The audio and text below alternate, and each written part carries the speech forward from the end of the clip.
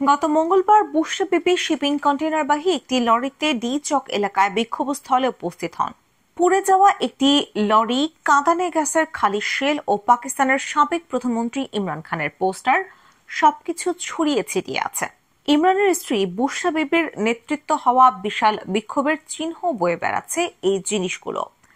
এই সেই বিক্ষোভ যা কয়েকদিন আগে পাকিস্তানের রাজধানী ইসলামাবাদকে পুরো অচল করে দিয়েছিল। গত মঙ্গলবার বুশরা বিবি ডি চক এলাকার বিক্ষোভস্থলে একটি শিপিং কন্টেইনারের ওপর দাঁড়িয়েছিলেন। বুশরার গায়ে কালো রঙের বোরকার ওপর সাদা রঙের একটি চাদর জড়ানো ছিল, তার মুখ ছিল সাদা নেকাবে ঢাকা।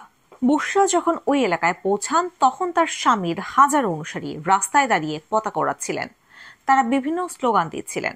মঙ্গলবার বিকেলে কাঁদতে কাঁদতে বুশরা বলছিলেন, আমার সন্তানেরা এবং আমার ভাইরা, আপনাদের আমার পাশে দাঁড়াতে হবে।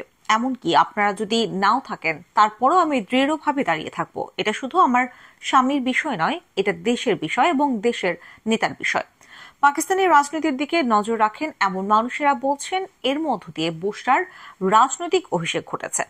তবে পরদিন বুধবার সূর্যের আলো ফুটতে না ফুটতে বুশরার কোনো চিহ্নই দেখা গেল না।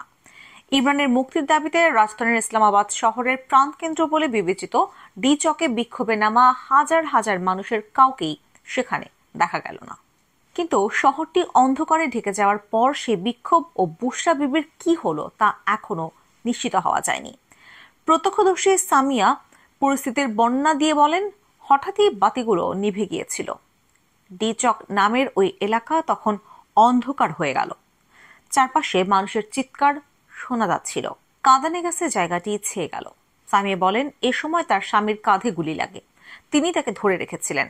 স্বামীর গায়ের রক্ত তার হাতে লেগেছিল। পরে ইসলামাবাদের একটি হাসপাতাল থেকে বিবিসি উর্দুকে দেওয়ার সাক্ষাৎকারে তিনি বলেন, প্রত্যেককে তাদের প্রাণ বাঁচাতে ছুটছিলেন। তার মতে, পরিস্থিতি দেখে তখন যুদ্ধের মতো মনে হচ্ছিল, কিন্তু ঘটনা এত দ্রুত এমন পাল্টে গেল কেন? ঘটনার মাত্র কয়েক ঘন্টা আগে বিক্ষোভকারীরা ডি চক এলাকায় পৌঁছেছিলেন। অনেক বাধা অতিক্রম করে সেখানে পৌঁছাতে পেরেছিলেন তারা। বিক্ষোভকারীদের অনেকেই ছিলেন ইমরানের নেতৃত্বাধীন দল পাকিস্তান তেহরিক ই ইনসাফের কর্মী ও সমর্থক। ইমরান খান কারাগারে বসেই এই বিক্ষোভের ডাক দিয়েছিলেন। বিভিন্ন অভিযোগে 1 বছরের বেশি সময় ধরে তিনি কারাগারে। ইমরানের দাবি, অভিযোগগুলো রাজনৈতিক উদ্দেশ্য প্রণোদিত। ইমরানের তৃতীয় স্ত্রী বুশরা বিবি, 2018 সালে তাদের বিয়ে হয়। তবে বুশরা মানুষের সামনে আসতেন না, অথচ এবারের বিক্ষোভে তিনি নেতৃত্ব দিচ্ছিলেন। ডিচকে বুশরা ঘোষণা করেছিলেন, ইমরান খানকে না নিয়ে আমরা ফিরব না। দলের ভেতরকার সূত্র বলেছে, বিক্ষোভের জন্য এই স্থানকে বুশরা বিবি বেছে নিয়েছিলেন। এই জায়গাতে একবার ইমরানও এক সফল বিক্ষোভের নেতৃত্ব দিয়েছিলেন। তবে এবারের বিক্ষোভে ওই জায়গা বেছে নেওয়ার ব্যাপারে পিটিআই নেতারা বিরোধিতা করেছিলেন। সরকারের পক্ষ থেকেও জামায়াতের জন্য অন্য জায়গা বেছে নিতে পিটিআইর প্রতি অনুরোধ জানানো হয়েছিল। তবে তা সত্ত্বেও ডি চকি বিক্ষোভের ব্যাপারে অনড় ছিলেন বুশরা। বুশরা বিবির এবার সামনে আসাটা বিস্ময়ের, কারণ সম্প্রতি কারাগার থেকে মুক্তি পাওয়া বুশরাকে সাধারণত অন্তরালে থাকা অরাজনৈতিক নারী হিসেবে বিবেচনা করা হয়। তার জীবনের শুরুর দিককার তথ্যগুলো অনেকটাই অজানায় বলা চলে। শুধু এটুকু জানা গেছে যে ইমরান খানের সঙ্গে দেখা হওয়ার আগে তিনি বিভিন্ন আধ্যাত্মিক উপদেশ দিতেন। তার দেয়া সুফি ঘরানার উপদেশগুলো ইমরান খান সহ অনেক অনুসারীকে আকৃষ্ট করত। বুশরা কি তাহলে রাজনীতিতে নামছেন, নাকি কারাগারে থাকা ইমরানের দলকে চাঙ্গা রাখার কৌশল হিসেবে তিনি হঠাৎ সামনে এসেছেন? সমালোচকেরা বলছেন, পরিবারতান্ত্রিক রাজনীতির বিপক্ষে সোচ্চার থাকা ইমরানের অবস্থানের সঙ্গে বুশরার এই পদক্ষেপ সাংঘর্ষিক। প্রত্যক্ষদর্শীরা বলছেন, স্থানীয় সময় রাত 9:30টার দিকে বাতি জ্বলার পর পুলিশ নতুন করে কাঁদানে গ্যাস ছুড়তে শুরু করে। 1 ঘন্টার বেশি সময় ধরে এই অভিযান চলছে। বিশৃঙ্খলার এক পর্যায়ে বুশরা বিবি ঘটনাস্থল থেকে চলে যান। সামাজিক যোগাযোগ মাধ্যমে প্রকাশিত ভিডিওতে দেখা গেছে বুশরা বিবি গাড়ি বদল করে ঘটনাস্থল ছাড়ছেন। যদিও বিবিসি ওই ফুটেজের সত্যতা যাচাই করতে পারেনি। সেদিন বিক্ষোভস্থলের পরিস্থিতি স্বাভাবিক হওয়ার আগেই অজ্ঞাত ব্যক্তিরা শিপিং কন্টেনারটি পুড়িয়ে দেন। কর্তৃপক্ষ বলেছে, ওই দিন দিবাগত রাত 1টা নাগাদ সব বিক্ষোভকারী পালিয়েছেন।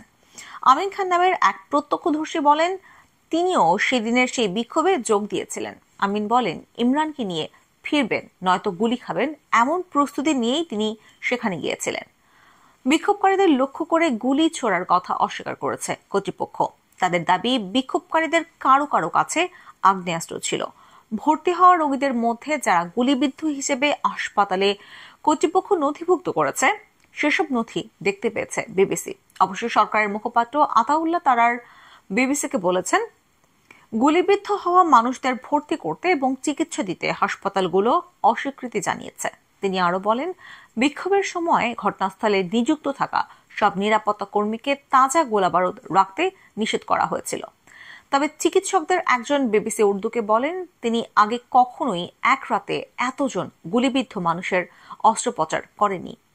ওই চিকিৎসক আরো বলেন, কোনো কোনো রোগীর অবস্থা এত বেশি গুরুতর ছিল যে অ্যানেস্থেশিয়া দেওয়ার জন্য অপেক্ষা না করে তখনই অস্ত্রোপচার শুরু করতে হয়েছিল। সরকারিভাবে নিহত হওয়ার কোনো সংখ্যা জানানো হয়নি। তবে স্থানীয় হাসপাতালগুলোর সঙ্গে কথা বলে বিবিসি নিশ্চিত হয়েছে যে কমপক্ষে 5 জন নিহত হয়েছেন। পুলিশ বলেছে, সে রাতে কমপক্ষে 500 বিক্ষোভকারীকে আটক করা হয়েছে। তাদের পুলিশ স্টেশনে রাখা হয়েছে। পিটিআইয়ের দাবি, কিছু মানুষ নিখোঁজ আছেন। পিটিআই সমর্থকদের একজন বলেন, বুশরা আমাদের ছেড়ে গেছেন। কেউ কেউ তার পক্ষে কথা বলছেন। তাদের একজন জোরালো গলায় বলেন, এটা তার দোষ নয়, দলীয় নেতাদের চাপে তাকে যেতে হয়েছে, ঘটনাস্থল ছাড়তে হয়েছে। বুশরা বক্তব্য দিয়েছিলেন যে গাড়িটিতে, সেটিও পুড়িয়ে দেওয়া হয়েছে। সাংবাদিক ও রাজনৈতিক বিশ্লেষক মেহমান সরফরাজ বলেন, তার প্রস্থানের কারণে তার রাজনৈতিক জীবন শুরু হওয়ার আগেই ক্ষতির সম্মুখীন হয়েছে। বুশরা কি সেটাই চাচ্ছিলেন?